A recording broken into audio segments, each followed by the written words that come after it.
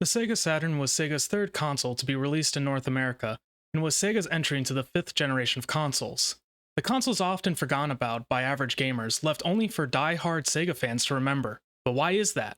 What, or rather who, killed the Sega Saturn? Well, I know who, and in this video I'm going to show you how Sega of America killed the Sega Saturn. In order to get to how Sega of America killed the Saturn, first we must take a dive into video game history and give the full story around the Saturn's launch. The Saturn began its development in 1992, when Sega produced their Model 1 arcade boards, capable of producing cutting-edge 3D graphics. The goal of the console's development was to get a console that could produce 3D graphics by 1994 to compete with Sony's upcoming PlayStation. During this development time, Sega worked with Japanese chip manufacturer Hitachi to develop a CPU for the Saturn, the SH2 or Super H2 RISC engine. In January of 1994, Sega CEO Hayao Nakayama was worried that the Saturn would not hit its scheduled release date of holiday 1994, and approved the development of an add-on for the Sega Genesis, the 32X. This was an idea spurred by Sega of America employees, who had come up with the idea for a Genesis add-on that could use the same SH2 CPU of the Saturn and allowed the Genesis to play 32-bit games. According to former Sega of America CEO Tom Kalinske, in regards to discussion about the longevity of the Genesis, initially, the argument was that we could get another year of life out of the Genesis before we had to introduce the Saturn. Japan disagreed with me on that, so as a kind of stopgap measure, the 32X came up.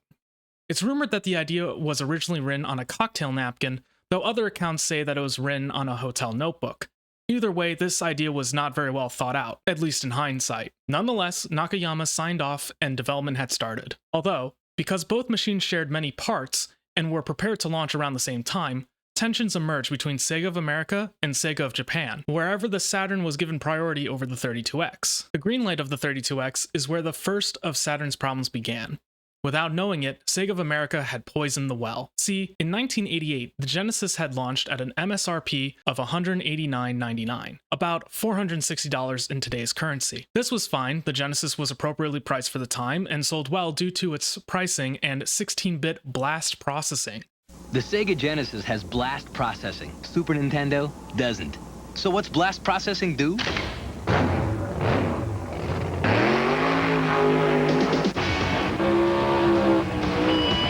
And what if you don't have blast processing?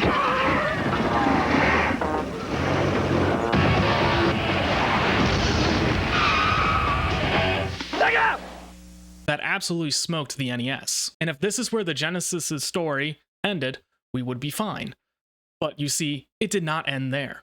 4 years later, in 1992, Sega released a CD add-on for the Genesis, the Sega CD. Sega Mega Drive. Got one? Now you can get Mega CD. Click, take the trip. Whoa! It comes with 7 games and even plays your music 3D. Okay, Megan, let's get interactive. This added the ability for the Genesis to read CD-based games, which boasted superior graphics and full motion video.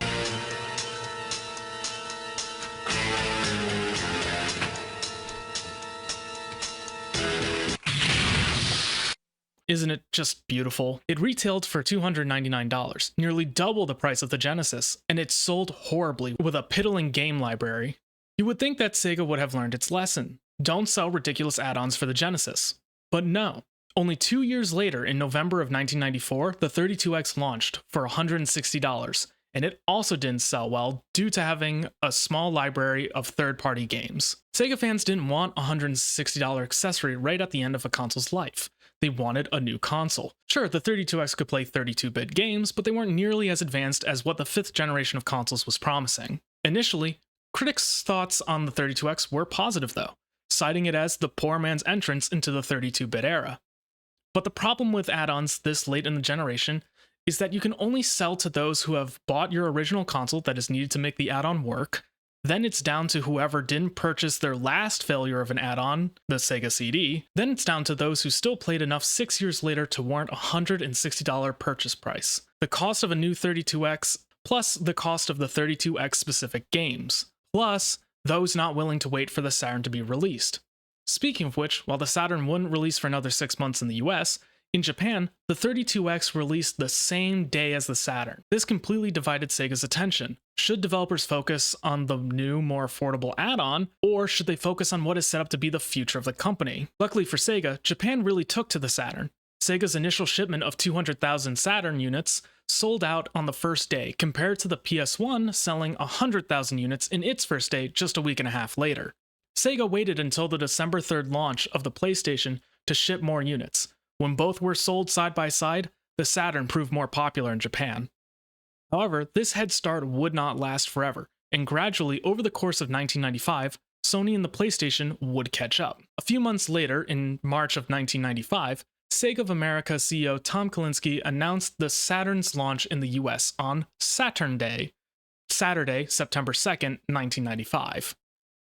However, plans would soon change. In Los Angeles on May 11th, 1995, during the first ever Electronic Entertainment Expo, better now known as E3, rest in peace, Kalinske would give a keynote presentation in which he revealed the new console's release price of $399, which was pretty steep for the time. Kalinske also revealed that due to high consumer demand, Sega had already shipped 30,000 Saturns to Toys R Us, rest in peace again, Babbage's, and a few other retailers for an immediate release. The announcement upset mainly retailers who were not informed by the surprise launch, including Best Buy and Walmart. KB Toys, who was also not a part of the early release, decided to refuse to ever carrying the console or its games in retaliation. Sony subsequently took the stage for the most baller moment in E3 history. $299. So Sega really killed it at E3, and by it, I mean the Saturn. European retailers and press did not have time to promote the system or its games, harming sales. The PlayStation launched in Europe on September 29th, 1995, and by November, it had already outsold the Saturn by a factor of 3 in the United Kingdom, where Sony had allocated £20 million of marketing during the holiday season compared to Sega's £4 million. On October 2nd, 1995, 5 months after the North American release, Sega announced a Saturn price cut, down to $299, only for Sony to cut the PlayStation's price to $199. After a disastrous first year in the Western markets, on July 16, 1996, Sega announced that Kalinske would leave Sega, and on September 30th, it was announced that Soichiro Irimajiri had been appointed to chairman and CEO of Sega America, and Bernie Stoller, a former executive at Sony Computer Entertainment of America, was named Sega of America's executive vice president in charge of product development and third-party relations. This was due to his time at Sony crafting exclusivity deals for Mortal Kombat 3 on the PlayStation 1 and forging incredibly strong relations with EA. So surely now that Kalinske was out of the picture, things would turn around for the poor Sega Saturn, right? Well, no. The new VP, Stoller, was not supportive of the Saturn, deciding it was poorly designed and publicly announced at E3 1997 that the Saturn is not our future. On top of that, while at Sony, Stoller had opposed the localization of Japanese games, that he decided would not represent PlayStation well in North America, and he would later advocate for a similar policy for the Saturn. You'll note that Stoller left Sony in 1996, and after he left, in 97, Final Fantasy VII would release and become an instant hit and console seller for the PlayStation.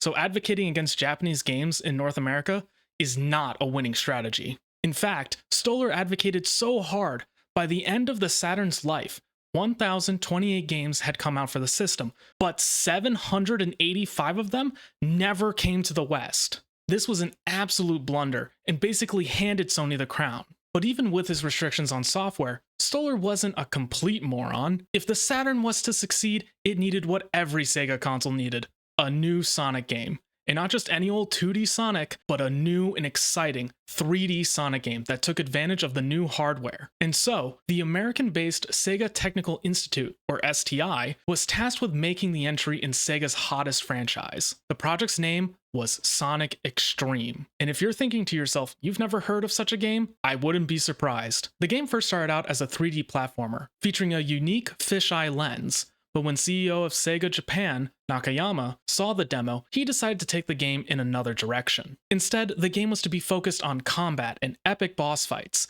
and swap over to using Sonic Team's Nights into Dreams engine. The sudden change meant the team was forced to work 20-hour days, which resulted in programmers quitting or becoming too ill to work. Eventually, Stoller rescinded STI's access to the new engine following an ultimatum by Nights programmer Yuji Naka.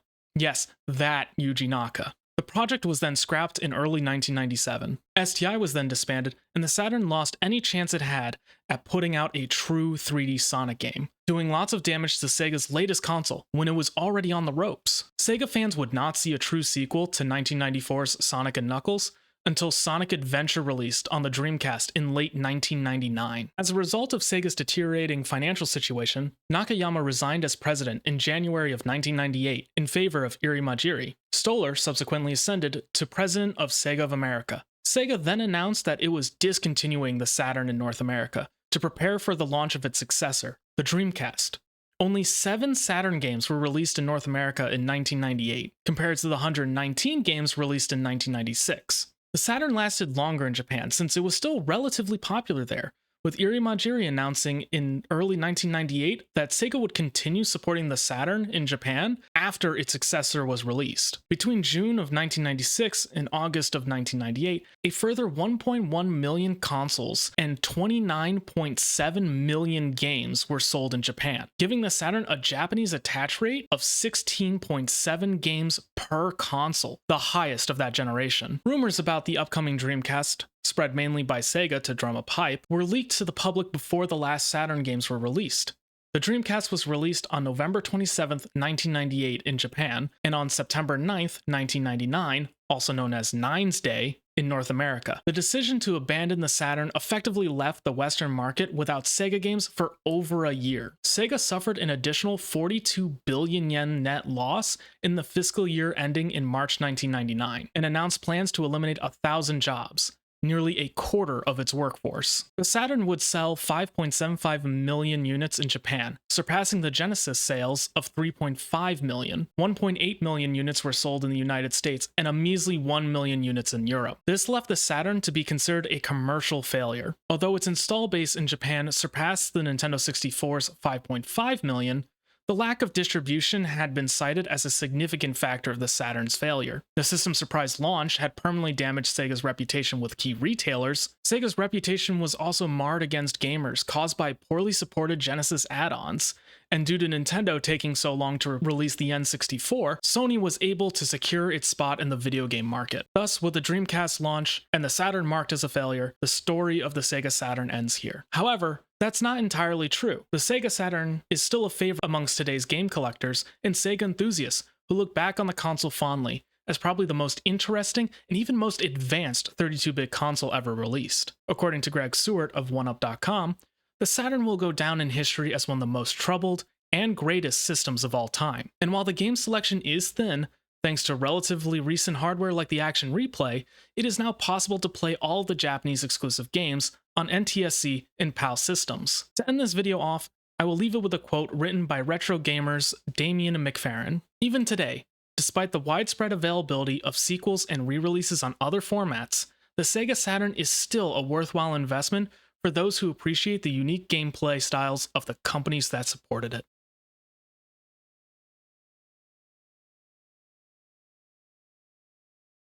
Thanks for watching my video. Please leave a like and subscribe, comment on any other consoles you'd like me to tackle in a future video, and I'll see you in the next one.